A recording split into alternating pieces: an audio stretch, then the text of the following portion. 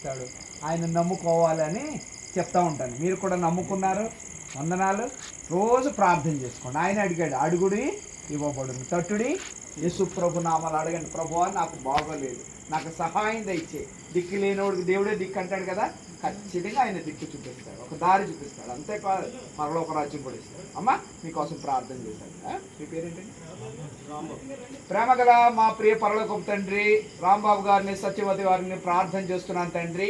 యేసు ప్రభు నామంలో వస్తున్నాం ప్రభువా. వీరిని రక్షించినందుకు వందనాలు. యేసు ప్రభువే నిజమైన దేవుడు అని తెలుసుకున్న విధానం బట్టి వందనాలు. నువ్వెంత గొప్ప దేవుడు అంటే మా కోసం ప్రాణాలు ఇచ్చావు ప్రభువా, మా కోసం మరణించావు, తిరిగి లేచావు. నాయన నువ్వు గొప్ప దేవుడు అని నేను నమ్ముకున్నాను ప్రభువా. నువ్వు నా జీవితంలో రాకపోతే నేను ఇక్కడికి వచ్చేవాడిని కాదు. నీవు నా జీవితంలో రాకపోతే నీ ప్రేమను గురించి ఇతరులకు ప్రకటించేవాడిని కాదు. నువ్వే మొట్టమొదట మమ్మల్ని ప్రేమించావు ప్రభువా. ఆ గొప్ప దేవా నా తండ్రి, నువ్వు మా పాపాల కోసం మరణించి తిరిగి లేచిన సజీవుడు, నీకు వందనాలు. ఈ గృహాన్ని దీవించండి, ఆశీర్వదించండి.